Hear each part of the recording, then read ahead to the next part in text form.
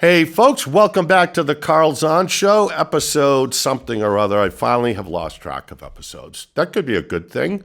I think it's episode 15. Want to thank everybody who's been supporting the channel, viewing, subscribing. We certainly need your support to keep this thing going.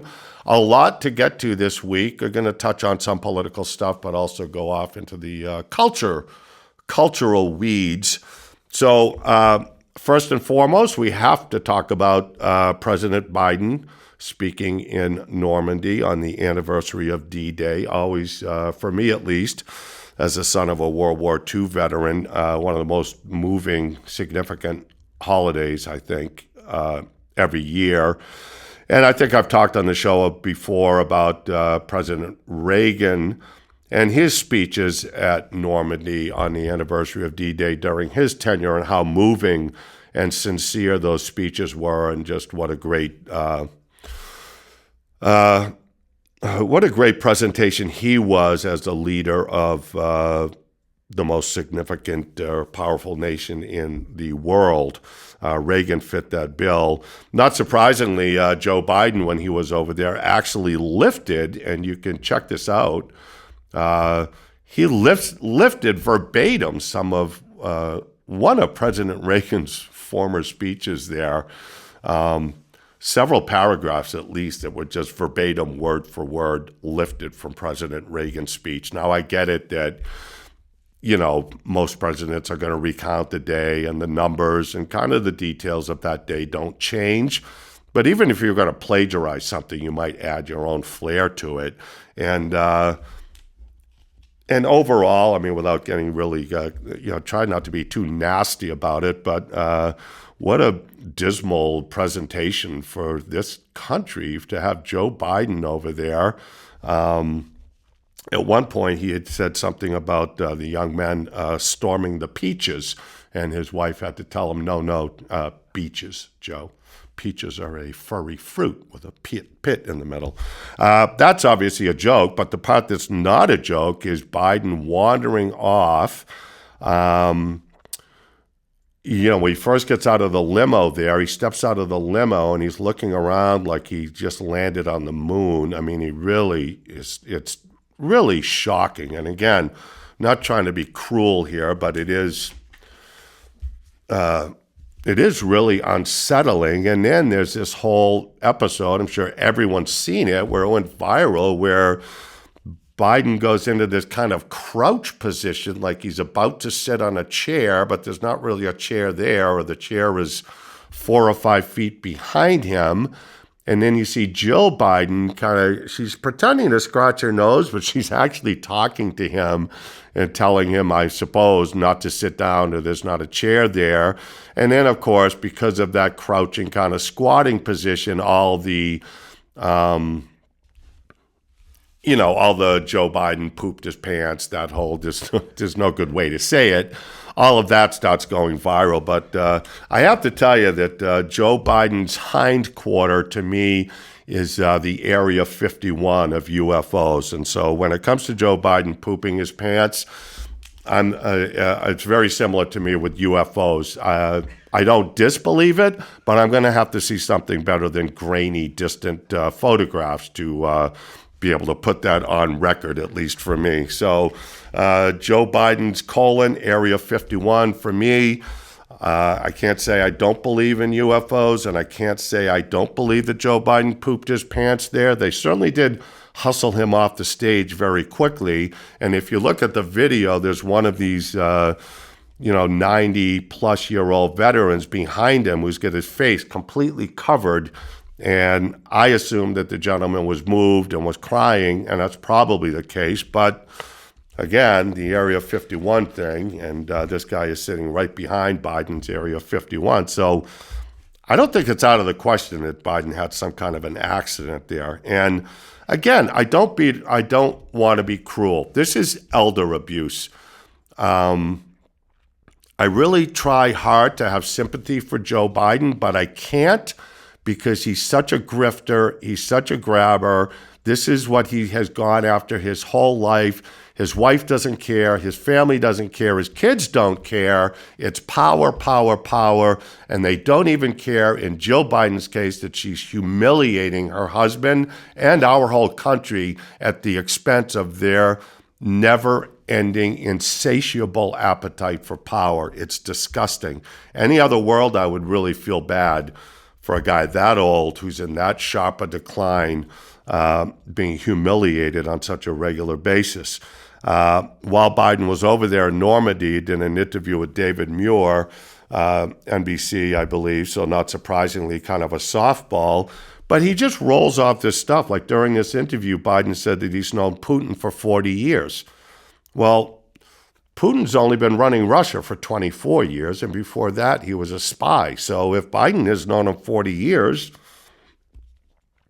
I guess Biden must have been colluding with the Russia spy network. Again, it's just unbelievable, and it's such a moving, D-Day is such a big day and so moving that to have our president over there giving that kind of display is just, I don't know, I find it really appalling. Along those same lines, the Hunter Biden trial with the firearm thing, oddly enough, Hunter Biden's laptop is now they're using as evidence. So remember, during Trump's reelection campaign, the laptop was Russian disinformation. It was all fabricated. It was all a big lie. And now, just a few years later, they're actually using it as evidence in Hunter Biden's trial. It's just, we've entered this dimension that's really crazy, and it's just hard to keep up with it all. And also this week, of course, big news that the Trump hush money trial, apparently somebody posted on Facebook that my cousin is a juror and said that Trump is going to be found guilty. The fix is already in. And this post on Facebook, which of course has since been taken down, actually went out before the jury came back with their verdict. So immediately Judge Merchan, little weasel that he is, sent a letter out to both legal teams, the defense and the prosecution, noting that this Facebook thing had come up and it's been taken down. But I smell a rat here, because at the same time they have paused the other two trials that Trump has coming up, the document case in Mar-a-Lago and the election interference case in Georgia. Both of those has been paused. So one has to wonder if this Facebook posting by the cousin of a juror, which ostensibly could lead to a mistrial being declared, excuse me, you have to wonder if this is all on the up and up, or is this the Democrats' reaction to Trump taking in $300 million in the first week after being found guilty on 34 counts and being deemed a convicted felon? So the Democrats' wet dream has turned into a bit of a nightmare for them, one might say. And I'm wondering if there's backtracking now on the other two trials, and whatever's going on with this juror post, juror's cousin posting on Facebook. I don't know. I find myself, I think I've said on the show before that 6 or 10 years ago, I was not a big conspiracy theory guy, mainly because I look at all these political figures and I go, I don't think they're bright enough to even construct a detailed conspiracy theory.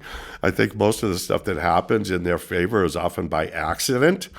And so I just don't think there's the kind of deep intellect there that you have that for constructing all these deployments and flanking maneuvers to devise some big conspiracy. However, really for me, post-Trump, everything they did to Trump, and then on top of that, COVID, I have become as neurotic a conspiracy theorist believer as anybody else. And like I said, I smell a rat in these legal things with Trump. The Democrats, they know they stepped in it.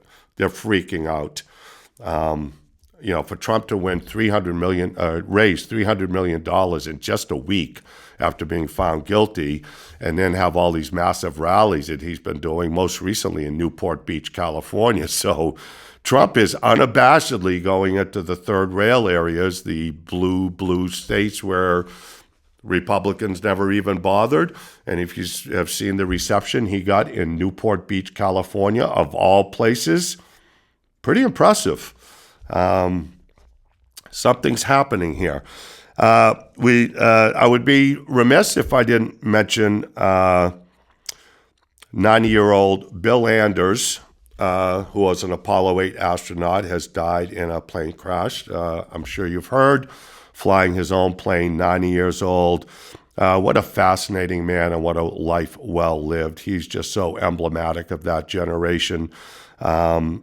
Bill Anders, best known for giving us, he was a photographer on the Apollo 8 mission, and I've seen him interviewed about that. And he is best known for giving us that iconic image of Earth as kind of the blue marble taken from the lunar surface with the moon, shadow of the moon in the forefront. Just an amazing photograph. And he talks about how he took all those pictures. But amazing guy, very accomplished pilot, was maneuvering his airplane. He still flew regularly, clearly very accomplished pilot. That goes without saying. And he was doing some low-level maneuvering. Looked like he ended up in like a split S type maneuver, and he wasn't able to pull out in time. And from what I've seen, it looks like he kind of missed the bottom of that arc by about 100 feet. Hit the water. But he hit the water going pretty fast at a slightly nose-down attitude, kind of skipped along the water, but the plane came apart, and of course he was fatally injured. So Bill Anders has flown west, as we say in the aviation world, at 90 years old. Great man, iconic American cultural figure, and he will be missed and always remembered, at least here on this show. So this week, kind of touched on all the political stuff. I wanted to break away a little bit this week and talk about some cultural things. And as you know, if you've watched the show, I have I'm easily distracted like a squirrel crossing the road. I'm easily distracted by these odd cultural things that have been happening and are happening with increasing speed and magnitude, I would say. We talked a few weeks ago about the pre-pea stained Levi pants that are coming out, and then the pre-scuffed new sneakers, and that's just kind of the tip of the iceberg, but all these cultural things that are upon us. So that being said, early on in the program, I think the first couple episodes, I promised that we would do, as a longtime private pilot, I see a lot of similarities in aviation-related things and flying airplanes and how you manage your life and how these things relate to life. And I promised to do one of those every week. And I think I did it for 2 or 3 weeks and stopped. So don't take it personally. That's just me with my adult attention deficit disorder. But getting back to some aviation-related themes this week, there's a thing in aviation called the Swiss cheese model. So most pilots, myself included, if there's airplane accidents, we look at those, and there's a variety of people that study these things, break them apart, aside from the NTSB in their legal capacity for doing so. But many pilots on YouTube and other places that kind of deconstruct these accidents, and most pilots like myself will look at these accident breakdowns, not to be macabre or, for graphic reasons, but to make sure that doesn't happen to you. So you want to know what somebody did wrong so that you don't do it yourself. And what they call the Swiss cheese model in aircraft accidents, especially, there's like a chain, and several links have to get broken. So usually an aircraft accident is not one event and you crash or something like that, but it'll be a series of either mistakes or increasing incidents. And so the model they use, if you picture like several slices of Swiss cheese vertically and slightly staggered, and the holes are in different places. So the first hole might be you're flying along and the engine starts running rough. So that's the first hole of the Swiss cheese. But for this to develop into an actual accident or something more catastrophic, you still have to manage to get through these other, holes in the other layers of cheese. And, so a rough running engine might lead to you getting distracted. And let's say you have a rough running engine at the same time, you run into some deteriorating weather, or you end up in instrument meteorological conditions where you're now flying from instruments. So now you've gone through the second hole in the Swiss cheese model. And again, the second link in the chain is broken in the chain of what leads up to an accident. And on and on and on. And so in aviation, as these things, and the old adage in aviation is hours of boredom punctuated by moments of sheer terror. And what can happen in an airplane if things start going wrong and they layer up like that? Your workload and your mental demand becomes, your brain becomes increasingly saturated with the workload. And if you're unfortunate enough to go through miraculously line up these 5 or 6 holes in the Swiss cheese model, that ultimately ends in an accident. Excuse me. So I wanted to compare that this week to things that are happening in the culture of America, let's say over the last 10 or 20 years, or most notably since the advent of cell phones and social media becoming ubiquitous so that they're everywhere. An interesting side note to that is a few weeks ago, it was announced that Elon Musk had introduced Starlink. So it brought internet to a very primitive tribe in the Amazon, and I have the name of the tribe here somewhere, the Marubo. The Marubo tribe, and the leader, he admitted that the internet was an immediate sensation, and this is a tribe that lives very primitively in the jungle. So Elon Musk, I'm sure, thought he was doing them a favor, and what happened was, in a matter of weeks, the whole tribe was addicted to porn and social media. So, you might think as Americans we want to bring them something like clean drinking water or refrigeration, something that might be useful, but instead we bring these people who are still running around in rabbit skin loincloths and spears.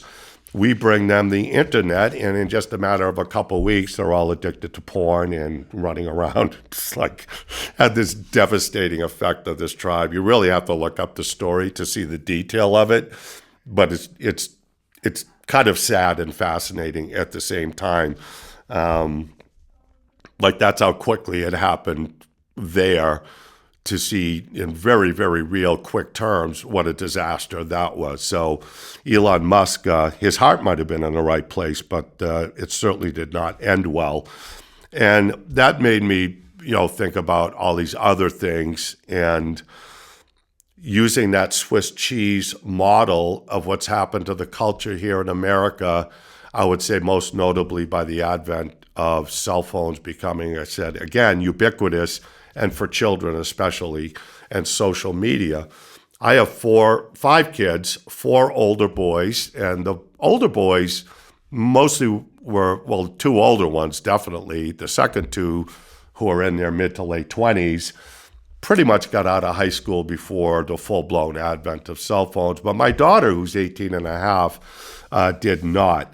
And it was one of my ongoing pet peeves at her school, and I, as you might expect, was not bashful about my opinion there, in asking her teachers to take her phone when she went into class because it was distracting her, and she was just, like a lot of kids, was just on her phone all day and not getting any education at all.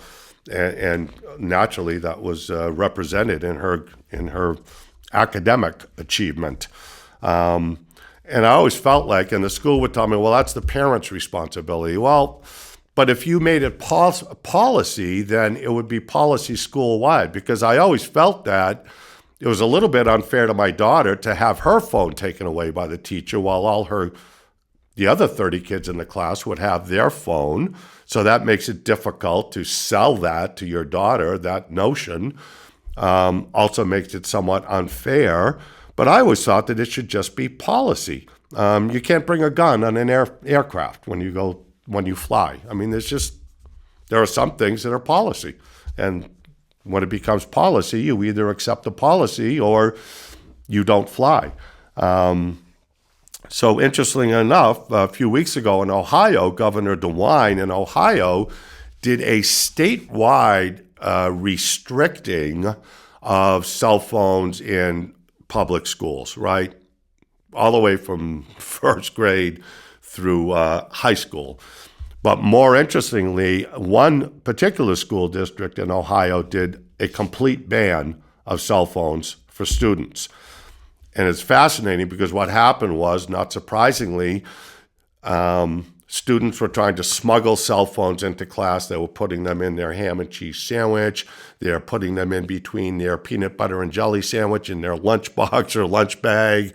I imagine there were other more graphic ways that they were trying to smuggle cell phones in. Everything conceivable inside of Pop-Tarts, you name it, the kids were trying it.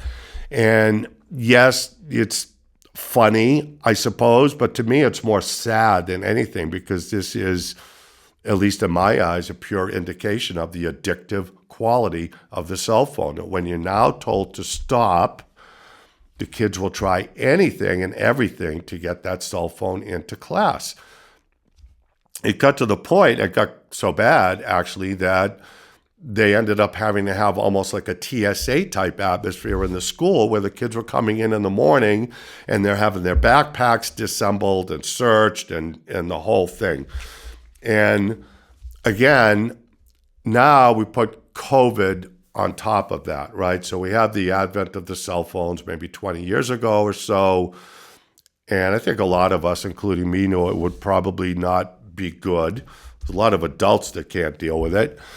And so that has become kind of rampant, and I think it's taken us way too long not to notice, because I think we were noticing the destructive nature of it, especially vis-a-vis our kids and education. I think we've known that for quite some time. Maybe we're just too reluctant or reticent to do anything about it or admit it or acknowledge it. But now we are certainly there. It's indisputable. And this school in Ohio, within 2 weeks of having a complete cell phone ban, the grades and school and classroom participation doubled, skyrocketed, improved.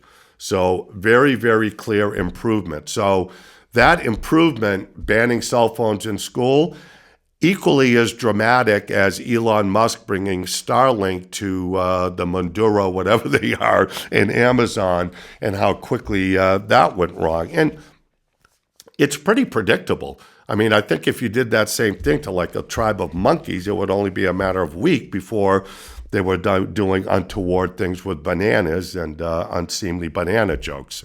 Pretty predictable. The amount of the internet that is just pornography and detrimental social stuff, it's like 80%. And then there's like 20% of it that's actually good and useful and used for good. So it's not a good equation, you know? And we should be smart enough to figure that out, I would think, and react to it. It's amazing to me that as we're figuring that out, actually in real time, as we're figuring out, wow, this cell phone thing and the internet thing and the social media and having children have all this stuff open to them and available to them at the click of a button, just as we're figuring out how damaging that was, we're rushing into AI and robotics like drunken morons, like thinking, and I just think AI has the potential, and given human nature, especially in America, almost certainly is going to go horribly wrong and be used for, you know, everything you wish it hadn't been used for. It's just human nature. But I thought it was really interesting what happened in Ohio, that they're finally coming around. It really kind of pisses me off because I feel like my daughter, and there might be other parents who feel this way, like she got caught in like the worst little time of this. At the same time, it was becoming omnipresent and ubiquitous. Everybody had it, coinciding with COVID and all the destruction that did, closing the schools, sending our kids home to do remote learning, which is an oxymoron, in my opinion. I mean, I think there's any such thing as remote learning. If you're remote, and you're not learning or probably doing anything. So the phones, COVID, shutting down the schools, the anxiety, the forced vaccines, the division in the country. We're going back to the Swiss cheese model of how accidents happen. Now, this is a cultural catastrophic accident in the making as we fly our culture through each consecutive hole in the Swiss cheese and not able to bring it to a stop. That's my concern. All of that said, I think years from now, it's likely, if not probable, that as history looks back on this period with the explosion of the internet, the unbridled use of it with our children, cell phones, all the despicable stuff that's out there. We already know the problem we have in this country with child sex trafficking, child pornography, pedophilia, all these kind of awful things that have been endorsed by the left, by the way. If you know, I don't think that's too strong a word. I was going to back off of that, but no, it's been advocated by the left, evidenced by the fact that they want to call pedophiles minor attracted people. I've talked about that on other shows. It's despicable. The Swiss cheese model of the cultural catastrophe on the horizon for us. And I feel confident in saying that 20, 25, 30 years from now, may not even take that long, that intelligent people will look back on this time and say, how did we let this happen without stopping it before so much damage was done? I really think, politics aside, the division of the country, all of that stuff aside, I think first and foremost, the history will look back on this time, and that will be the really defining question of this time: is where was the leadership, where were the voices of reason, and where was the action to prevent this devastation that we have foisted upon an entire generation of children that did not learn in high school the way they should have. What they did learn was information that's probably not going to help them much in adult life. There was much more concentration on woke issues, gender, DEI, all of that stuff. While we became somewhere like 70 on the list of intellect when you look around the world. And again, going back to Bill Anders, that generation, Apollo 8, think of the amazing, amazing things that this country used to achieve. We were second to none in technology, second to none in innovation, second to none in the Industrial Revolution, second to none in saving an entire continent from fascism, as we are reminded every June 6th on D-Day. What an amazing, amazing generation that was. And to go from that to where we are now, it's just kind of it feels like an entire culture on a morphine drip, and that we are all collectively shuffling around like Joe Biden and squatting and possibly pooping our pants. If we're not now, I think we're going to be in a few years from now. That's a weird note to end on. Anyways, thanks for joining the show. As always, keep the blue side up. Hope to see you here again next week. Keep the blue side up? Well, keep the brown side up. How about that? We'll see you next time.